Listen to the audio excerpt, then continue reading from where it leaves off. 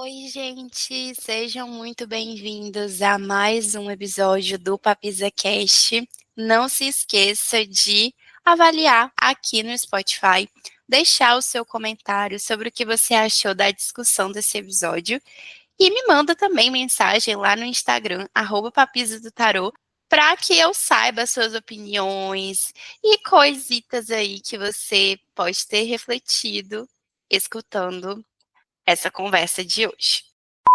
No episódio de hoje, eu vou conversar sobre uma coisa que eu amo falar e que transformou a minha vida, que é o tarô. Nesse episódio específico, eu vou trazer todas as coisas que eu aprendi depois que o tarô entrou na minha vida, o quanto que o tarô ele foi e é uma ferramenta e é um baralho que eu sempre digo que se tornou o meu melhor amigo, né? Ele é peça-chave fundamental para toda a minha jornada de desenvolvimento pessoal. Eu me relaciono com as pessoas de forma diferente, eu escuto as pessoas de formas diferentes. Eu me sinto um ser humano melhor depois que o tarô entrou na minha vida. E eu acho isso muito inexplicável, porque é um sentimento. O que eu tenho com o tarô, a conexão que eu tenho com o tarô é algo que eu nunca tive com nada. Eu acho que o tarô é a coisa mais espiritual que eu tenho na minha vida hoje em dia, sendo muito sincera. Eu já passei por várias religiões. O tarô não é uma religião, deixando muito claro, o tarô não é uma religião, mas de todas as crenças que eu já passei na minha vida até hoje, o tarô, com toda certeza, é algo que passou pela minha vida, está na minha vida e foi extremamente transformador, porque o tarô ele meio que se transformou numa filosofia de vida para mim.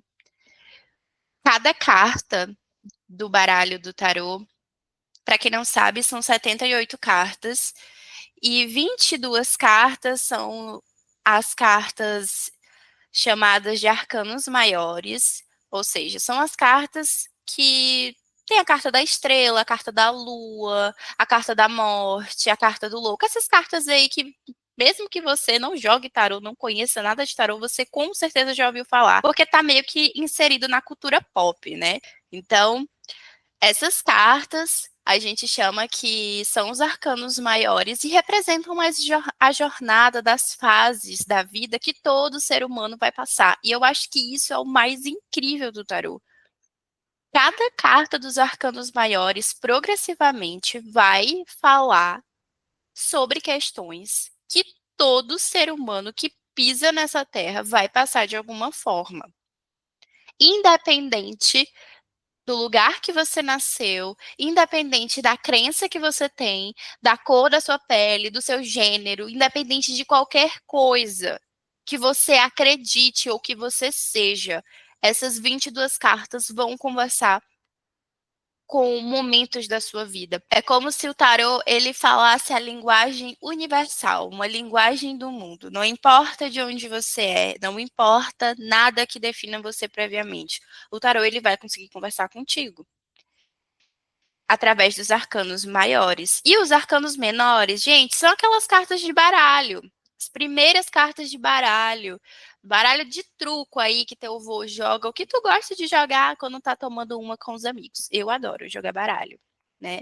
Só sei jogar aquele jogo do 9, mas eu acho babado. Então, são essas cartas dos arcanos menores. E aí, juntando esses dois mundos, que é o mundo da nossa jornada grande, vamos dizer assim, das grandes etapas da nossa vida, nos arcanos maiores. Os arcanos menores, eles vêm trazendo os aspectos corriqueiros da nossa vida, como nossa vida amorosa, nossa vida profissional, nossa vida intelectual, nossa energia sexual. Todas essas coisas juntas compõem o que seria o nosso corpo, né? A nossa vida. Então, olha que coisa linda. Vai dizer que ouvindo isso daqui você não tá apaixonada, mas calma. Que você vai ficar mais apaixonada ainda quando a gente acabar esse episódio e você ouvir o tanto de coisa incrível que o tarô trouxe pra minha vida. Eu sei que geralmente as pessoas colocam o tarô na caixinha de adivinhação. Então, eu vou tirar um tarô porque eu quero saber se eu devo mudar de casa. Eu vou tirar um tarô porque eu quero saber se o fulano de tal gosta de mim, me ama. Vou tirar um tarô para saber se eu vou passar numa prova de mestrado. O tarô, ele é isso, mas ele não é só isso. E eu nem tô falando aqui de jogos, tá? Não quero que vocês pensem no tarô como uma ferramenta que ali só serve se for alguém jogando para outra pessoa. Estudar tarô, eu que dou aula, vivenciar e observar cada carta no meu dia a dia transformou a minha vida. Quando eu comecei a mexer com as cartas, né, realmente tentar aprender, eu estava num relacionamento, que é o relacionamento que eu tenho com meu marido hoje, né, meu atual marido hoje, mas a gente vinha de uma relação extremamente desgastada. Era um relacionamento que a gente terminava várias vezes e era aquele vai e volta. E eu era, gente, o tipo de pessoa extremamente dependente emocional e só ficava feliz se eu estava dentro desse relacionamento. Essa era eu. Era muito obcecada, eu era uma pessoa bem difícil, mas também porque eu era muito jovem. Vocês terem noção, eu conheci o meu marido quando a gente tinha 12 anos de idade. E a gente começou a namorar com 14 anos. A gente tá junto, vamos fazer 10 anos que a gente tá aí de história, sabe? Então, um relacionamento no qual a gente começa tão cedo, é natural que a gente termine em alguns momentos. E eu acho que foram super importantes. Todos esses momentos de término foram necessários. Hoje eu agradeço a Deus por isso. E bem nessa época que o tarô entrou na minha vida, quando eu comecei a me despertar em relação a essas questões sobre mim mesma, eu sempre fui muito curiosa em relação a isso. Tanto que eu participei de várias religiões, eu sempre tentei compreender o mundo por esse viés mais espiritual, buscava uma conexão com algo superior a mim. Eu encontrei essa forma de me conectar com esse ser superior, esse algo superior, o universo, o cosmos, o que quer que você acredite, mas para mim esse ser superior através das cartas. Então, nem todo mundo é assim, mas o tarô ele tem esse lugar para mim. Para mim é uma conexão sim com o eu superior. E esse eu superior, eu entendo como nós mesmos. É como se fosse o Deus que habita dentro de mim, o divino que habita dentro de mim. Não é um divino que habita manipulando as coisas acima de nós, sabe? Um ser externo, é um lado interno meu, um lado interno de cada um de nós que se manifesta ali através das cartas, através daquela leitura. Que seria o nosso lado que realmente sabe o que fazer, que seria o nosso lado que realmente tem acesso à luz e sombra. E através das cartas a gente vai entrando em contato com esse lado. E ao meu ver, é por isso que as cartas acertam. Quando eu comecei a ler tarô, a entrar nesse mundo do tarô, eu estava realmente nesse relacionamento que era a minha vida, que era o meu tudo, eu não conseguia me ver desvencilhada desse relacionamento. Na época a gente tinha acho que uns 5 anos de história. A gente terminou. Foi a última vez que a gente terminou. Inclusive, gente, não terminamos mais. Meti logo um menino nos peitos dele que é pra ele não ir embora. Brincadeira, gente, pelo amor de Deus, não façam isso. Quando a gente terminou, foi a primeira vez que eu tive um término que eu não fiquei tão desesperada assim.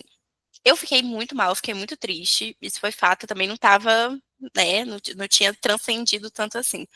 Mas o tarô, ele virou algo que eu poderia recorrer quando eu tava confusa, quando eu tava querendo falar com ele de novo, quando eu tava me sentindo desamparada, quando eu queria saber o que ele estava pensando sobre mim, quando eu queria saber o que eu ia fazer da minha vida a partir de agora, quando eu ia tentar pensar sobre o que viria daqui para frente. todas as vezes eu abri o meu baralho e eu busquei respostas ali. Então, é por isso que eu já vi alguns colegas de profissão menosprezando, o pessoal fazendo meme de leituras de amor. Gente, eu super me solidarizo. É por isso que eu não tenho nenhum problema em atender leituras amorosas. Eu não gosto de ridicularizar esse tipo de questão, porque foi a primeira vez que o tarô entrou em contato comigo no sentido de encontrar ali um amigo e um suporte, foi num processo de término, um processo muito difícil. Eu aprendi ali também que eu tinha que deixar a vida acontecer. Que por mais que eu tivesse aquela ferramenta nas minhas mãos que me dava uma certa noção de controle, porque você pergunta ao baralho, ele te dá uma resposta e você meio que fica com a sensação de que agora você tem o controle do seu destino nas mãos. E a real é que você não tem. E eu aprendi isso nesse período. Por isso que quando as pessoas vêm se consultar comigo, eu sempre falo, ó, você fez essa pergunta hoje, você só pode fazer essa pergunta de novo no mínimo daqui 3 meses. Tem que deixar as coisas acontecerem. E eu aprendi isso na raça, porque eu ficava toda hora perguntando. E aí, enfim, aconteceram algumas questões que me fizeram entender que não era assim que eu deveria utilizar esse baralho. Que isso fez com que eu começasse a focar mais em mim, a me fazer pensar mais na minha própria existência longe desse relacionamento. A entender que eu gostava de outras coisas, que eu era feliz com outras coisas, que eu era feliz com a minha própria companhia. Eu sempre fui aquela amiga conselheira, desde criança, assim, desde novinha. As pessoas desabafavam comigo, eu nunca comentava nada, eu sempre só escutei, sempre fui muito de escutar e só dava minha opinião quando alguém realmente pedia, porque eu compreendia que tinha muita gente que só queria desabafar, né? Eu também não estava no papel de trazer solução para a vida de ninguém. Todas as vezes que eu tentei trazer solução para a vida dos outros, eu me ferrei e aí eu entendi que não é esse o meu papel. Às vezes a gente só vai escutar e tá tudo certo. Só que eu escutava e eu tinha um julgamento na minha cabeça, né, sobre, eu não faria isso, eu não acho que isso é certo. E eu acho que é natural, a gente acaba que faz um pré-julgamento mesmo, mas jogar tarô, ler tarô para outras pessoas fez com que eu tivesse muito mais empatia e conseguisse assimilar melhor o motivo das pessoas agirem de determinada forma. Eu acho que eu me tornei uma pessoa que julga menos. Hoje em dia, eu escuto o que as minhas consulentes falam e podem ter certeza, 80% das vezes, das coisas que eu escuto, de todas as histórias que eu escuto, gente, porque eu já ouvi história de tudo quanto é jeito. Eu dificilmente isso me choca. Primeiramente, eu acho que é isso. Então, acho que 80% das coisas que às vezes, das coisas que eu já ouvi em consulta não me chocam. Por isso que eu gosto de deixar meus clientes super confortáveis. A gente não tenho medo de falar as coisas, porque realmente eu já ouvi de tudo. E aqui é um momento seguro, é um momento de você realmente se escutar e de você, para mim, é o momento do meu consulente entrar em contato com esse eu superior dele. Eu só estou sendo porta-voz, eu só estou traduzindo, decodificando o que esse eu superior está falando. Tanto que quando as pessoas falam, porque essa leitura é ótima, eu agradeço de verdade, mas eu só vi o que estava em você. Não é nada de outro mundo. Então, hoje em dia, eu sinto que eu aprendi a ser mais imparcial. Eu acho que é isso. Eu acho que eu sou uma pessoa mais imparcial. Eu procuro ver sempre os dois lados. Então, às vezes alguém chega e me conta uma situação muito complicada, muito difícil que está passando.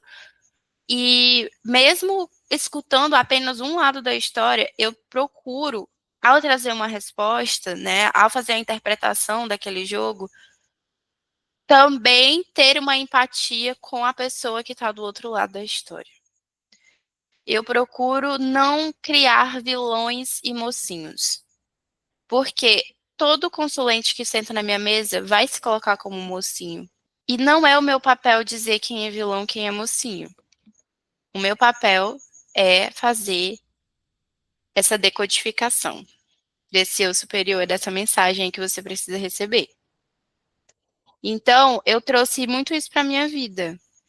Hoje, quando eu vou conversar com as pessoas, quando eu me vejo em situações na minha própria vida, eu sempre procuro, primeiro, não me colocar nessa posição de mocinha indefesa, vítima, e também tento não me colocar como vilã. Aprendi muito isso com a Carta da Justiça. Poxa, deixa eu equilibrar aqui as coisas. Tá, nesse ponto aqui eu tô certa, nesse ponto aqui eu tô errada. Nesse ponto aqui, essa pessoa tá certa, nessa outra aqui, essa pessoa tá errada. E hoje eu sinto que eu dou mais chance para as pessoas. Eu acho que eu sinto mais isso, que eu dou mais chance para as pessoas. E aí algumas pessoas podem achar, ai, você tá sendo ingênua. Não, gente, eu dou chance para as pessoas mostrarem as qualidades boas delas. E reconheço isso. E também reconheço que, às vezes, uma pessoa que vai ter atitudes boas também vai ter atitudes ruins. E eu também não sou assim. E você também não é assim. O tarô trabalha sempre com esse jogo de luz e sombra. Como que eu posso me colocar em um lugar de que sou a coitada? Porque aí você vira a coitada, a injustiçada, a inocente o tempo todo. Então, eu não me vejo assim, eu também não vejo as pessoas ao meu redor assim.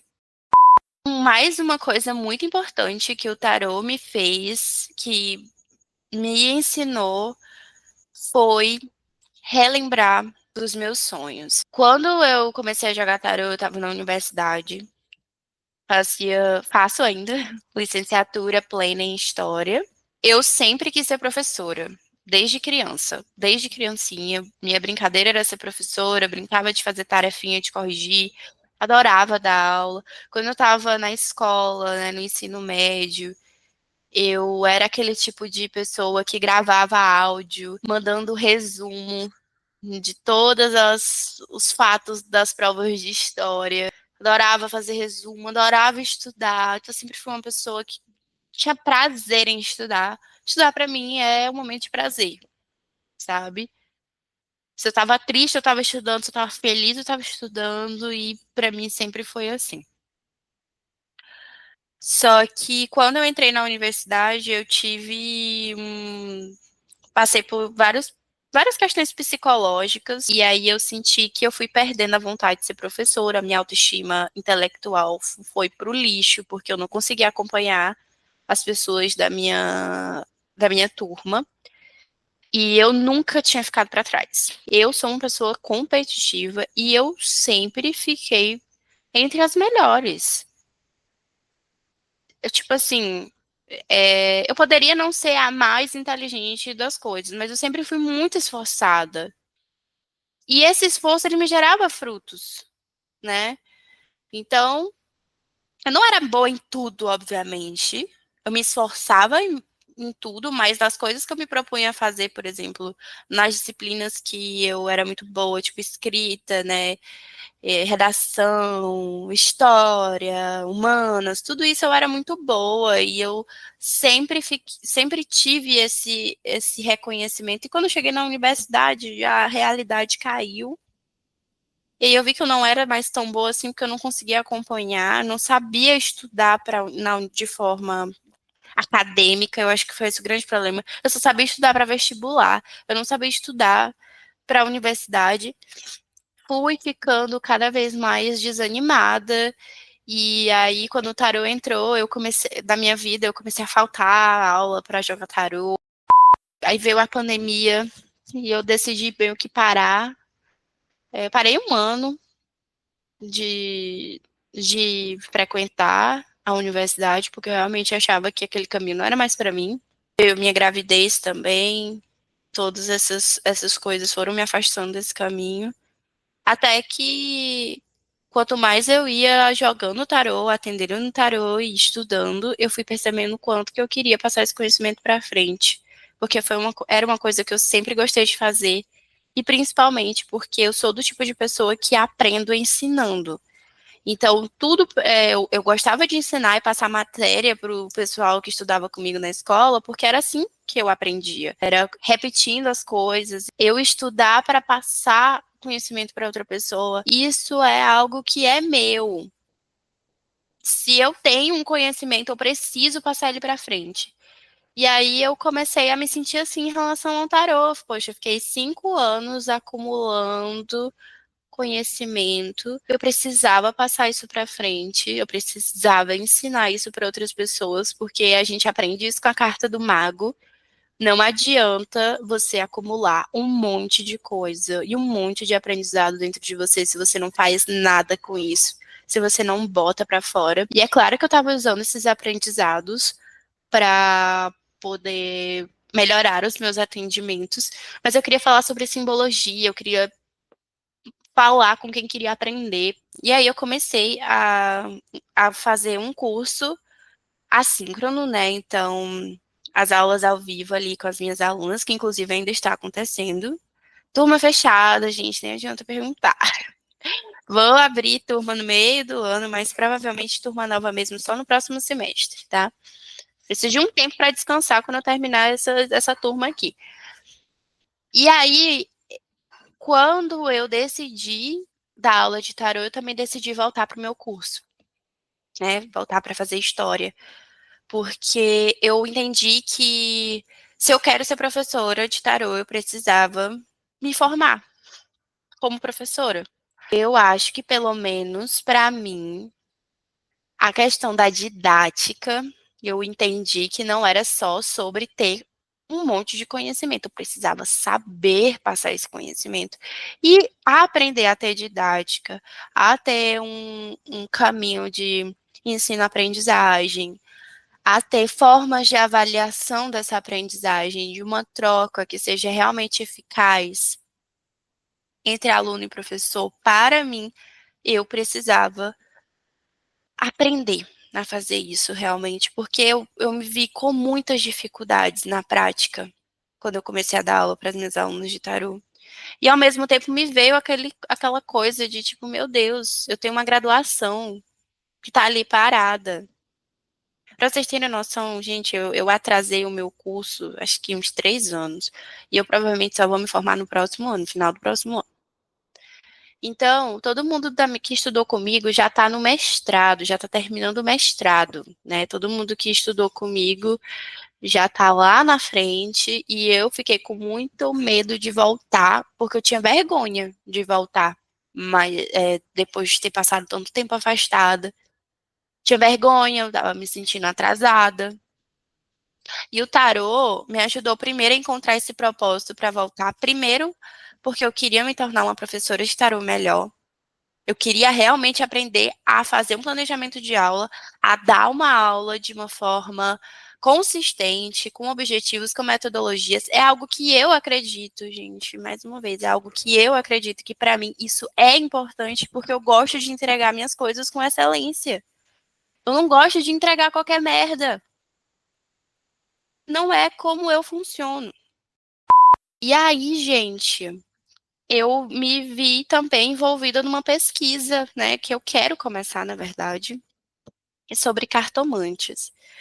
Eu ainda não comecei a escrever nada, mas eu preciso escrever minha defesa, né, meu TCC, e eu quero que seja sobre isso, eu quero fazer pesquisa sobre isso, e pela primeira vez, desde que eu pisei naquela universidade, eu fiquei com vontade de pesquisar alguma coisa. Eu fiquei empolgada para estudar realmente. E hoje, todos os textos que eu leio, todas as coisas que eu aprendo quando eu tô lá, eu fico o tempo inteiro pensando o quanto isso vai me tornar uma cartomante melhor. E o quanto que eu vou conseguir falar e levar a voz de cartomantes que vieram antes e que virão depois de mim, através desse acesso que eu tô tendo da universidade pública. Então, o tarô, ele é muito importante para mim. Ele me ensinou, na verdade, a ser disciplinada, ele me ensinou a ser alguém que é atento às coisas que acontecem, que simplesmente não permito mais que a vida me atropele. Eu sei que a rotina ela é cansativa, mas eu consigo parar e eu consigo observar poxa, esse momento agora eu tô no momento da carta da estrela, ou nesse momento agora eu estou no momento da carta do imperador. Eu consigo identificar os momentos que eu tô na minha vida. É claro que eu também faço terapia, né? Deixo isso muito claro. Não foi só o tarô sozinho. Mas realmente, esse baralho, ele se transformou em uma parte de mim. A pessoa que eu sou hoje, a esposa que eu sou hoje, a amiga que eu sou hoje, a mãe que eu sou hoje, a estudante que eu sou hoje, tudo isso eu devo ao tarô. E todo esforço de tempo e de dedicação que eu dedico ao tarô é algo que vale a pena, porque tudo que ele me deu, tudo que ele me dá e que ele transforma na minha vida é imensurável. Talvez, eu não sei se eu sou maluca. Eu não sei se as pessoas se sentem assim com o baralho delas, mas pra mim definitivamente o tarô não é só uma ferramenta de trabalho. Não é, não é mesmo. Eu tento passar isso para as minhas alunas, sabe? Eu tento muito. Toda a carta que a gente estuda, a gente faz reflexões sobre a nossa vida. Porque se você não consegue identificar as cartas de tarô na sua vida, se você não consegue identificar o tarô no cotidiano, se você não consegue ver ele nas coisas, eu sinto lhe informar. Mas você nunca vai aprender a fazer boas leituras de tarô. Então, as cartas são vivas. Elas precisam estar vivas na nossa vida. Eu não consigo olhar para nada sem relacionar algo com as cartas, sabe? Eu acho isso incrível. Ai, gente, é isso. Sei que tem muita gente que tem curiosidade sobre o trabalho, sobre a ferramenta. Se vocês têm alguma curiosidade específica, algo que vocês gostariam de conhecer mais sobre o tarô, comenta aqui nos comentários, coloca aqui nos comentários do podcast, ou manda lá no meu Instagram, que eu sempre estou disposta a falar de tarô, gente. Eu sou apaixonada. Se não deu pra ver, eu sou apaixonada, tá? E é isso, gente. Até a próxima semana, até a próxima quarta. Um beijo. Fiquem bem.